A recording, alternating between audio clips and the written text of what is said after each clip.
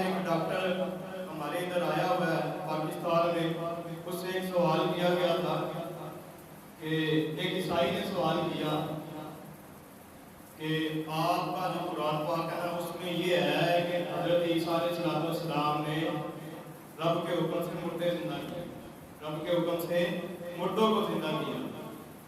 اور آپ کے قرآن میں کہیں نہیں لکھا کہ آپ کے جو نبی ہیں محمد مصطفیٰ اس نے کسی مردے کو زندہ کیا۔ تو اب وہ کہنے لگا کہ قرآن میں تو آیا نہیں ہے، حدیث ضعیف ہے، حدیثوں کو ہم مانتے نہیں ہیں، تو یہ نہیں زندہ کیے مردے۔ پھر اس نے کہا، عیسائی نے اس کی بول بھی بند کروا دی کہ چلو ہمارے نبی نے مردہ زندہ کیا، تمہارے نبی نے مردہ نہیں زندہ کیا، اس کا مطلب یہ ہوا کہ ہمارا نبی تمہارے نبی سے افضل ہو گیا، تو پھر ہمارے نبی کو فالو کرو، اپنے نبی کو چھوڑ دو۔ لوگ کہتے ہیں وہ بڑی تقریریں کرتا ہے، میں نے کہا یہ تقریر ہے اس کی، وہ ایک غیر مسلم عیسائی کو جواب نہیں دے سکا۔ اگر عیسائی غیر مسلم کو کوئی جواب دے سکتا ہے تو پھر میرے علی شاہ صاحب کا جانشین ہی جواب دے سکتا ہے۔ اگر کوئی جواب دے سکتا ہے حضور شیخ عبد القادر جیلانی رحمۃ اللہ تعالیٰ علیہ، آپ کا منگتا ہی اس عیسائی کو جواب دے سکتا ہے کہ تو نبی کی بات کرتا ہے، نبی کو تو گزرے ہوئے 1400 سال ہو گئے، ہم تیرے سامنے ہیں، جس مردے کا تو کہتا ہے ہم اس کو زندہ کرنے کے لیے تیار ہیں۔ ہم تو غلام نبی ہیں، ہم تو نبی کی پشتوں میں سے ہیں، میں ہوں نبی کی پشت سے، لیکن 1400 سال گزر گئے، ہم حضور کے غلاموں کے خادموں کے خادموں کے خادموں کے قدموں کو ہاتھ لگا کے یہ دعوت کر دیتے ہیں عیسائیوں کے لیے کہ اگر تم چاہتے ہو کہ ہم مردہ زندہ کریں تو ہم اس کے لیے بھی تیار ہیں۔ تو میں یہ بات اس لیے کر رہا ہوں، حضور غوث اعظم کے زمانے میں بھی یہ جھگڑا ہوا۔ آپ جا رہے تھے اپنے مدرسے جامعہ نظامیہ میں، تو رستے میں ایک مسلمان اور ایک عیسائی لڑ رہے تھے۔ مسلمان کہہ رہا تھا ہمارا نبی افضل ہے، عیسائی کہہ رہا تھا ہمارا نبی افضل ہے، دونوں کے درمیان جھگڑا ہو گیا۔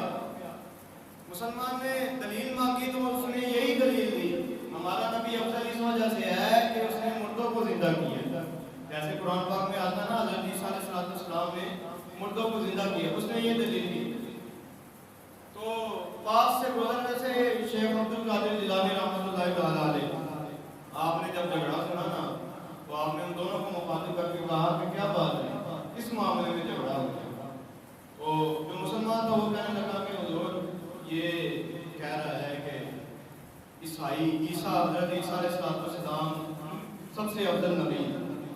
اور ہمارے نبی امام الانبیاء حضور محمد مصطفیٰ صلی اللہ علیہ وسلم یہ افضل نہیں، کیونکہ اس کی دلیل یہ دے رہا ہے کہ انہوں نے مردے زندہ کیے، آپ کے نبی نے کوئی مردہ زندہ کیا ہی نہیں، آپ کے نبی نے کوئی مردہ زندہ نہیں کیا۔ تو حضور غوث اعظم نے جب یہ سنا نا، یہ ہوتے ہیں غلام مصطفیٰ، غلام رسول۔ یہ جو ڈاکٹر آیا اس کو چاہیے تھا، اگر اس کے پاس اتنی طاقت و قوت اختیار ہوتا نا تو اس کو چاہیے تھا کہ اس عیسائی کو کہتا، یار وہ تو امام الانبیاء ہیں، ان کی تو بہت شانیں ہیں، ان کی شانوں کے ممکن نہیں ہے، میں ان کا غلام ہوں، تو مجھے بتا کون سا مردہ زندہ کر۔ تو حضور غوث اعظم نے مشروط کر دیا واقعہ۔ حضور غوث اعظم نے اس عیسائی کو کہا کہ چلے تم یہ کہتے ہو کہ حضور صلی اللہ علیہ وسلم نے مردہ نہیں زندہ کیا، قرآن میں اس کا تذکرہ نہیں ہے، حضور تو وہ تو براء البراء ہے، ان کی تو شان ہی بہت ہے، میں تو ان کا غلام ہوں، لیکن میں یہ مردہ میں زندہ کر دوں گا۔ حضور غوث اعظم نے فرمایا میں مردہ زندہ کر دوں گا، لیکن میری شرط ہے کہ اگر میں مردہ زندہ کر دوں تو نے کلمہ پڑھ کے مسلمان ہو جانا، کلمہ پڑھ کے مسلمان ہو جانا۔ وہ غوث اعظم کو قبرستان میں لے گیا اور اس کے ذہن میں یہ خیال تھا کہ تازی قبر کا نہیں کرواتا، شاید وہ زندہ ہی ہو، تو اس نے کوئی پرانی سی قبر جو ہے نا وہ منتخب کی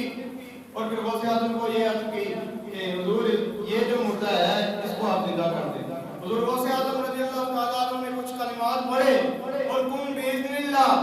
آپ نے یہ فرمایا اس مردے کو کہ اللہ کے حکم سے زندہ ہو جا،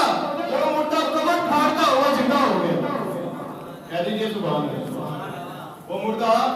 قبر پھاڑتا ہوا بھی تو حضور صلی اللہ علیہ وسلم، میں نے پچھلے جمعے کہا نا ایک صحابی حضور کی بارگاہ میں حاضر ہوئے اور ایک بندہ آ کے کہتا ہے یا رسول साहबी ने कहा या रसूल अल्लाह अगर आप इजाजत दें तो मैं अपने हाथ पर इसको क़यामत कायम होते ना दिखा दूं। हुजूर के गुलामों का ये आलम है कि यहाँ पर जमीन पर खड़े हो जाए तो मुर्दे को जिंदा कर देते हैं, यहाँ पर जमीन पर खड़े हो जाए तो फिर हाथों पर क़यामत कायम करने की ताकत रखते हैं। तो इमामुल औलिया, इमामुल अंबिया, इमामुल अव्वलीन व आखिरीन का क्या आलम होगा, क्या आलम होगा। जब उसने देखा ना ईसाई ने, यार एक गुलाम नबी है, नबी का गुलाम है और नबी का कलमा पढ़ने वाला है, नबी के गुण गाने वाला है, उसके जोरे बाजू की ताकत ये है कि वो हुक्म करे तो मुर्दा जिंदा हो जाता है। एक उम्मती का ये आलम है तो उस नबी की शान का आलम क्या होगा, उस नबी के मकाम और अजमत का क्या आलम होगा। उसने कहा जिस नबी के आप गुण गाते हैं, जिस नबी का आप चर्चा करते हैं, जिस नबी के दीन की शरीयत को आप फैला रहे हैं, मुझे भी उस नबी का कलमा पढ़ा दीजिए, मैं भी मुसलमान होना चाहता हूँ। हुजूर को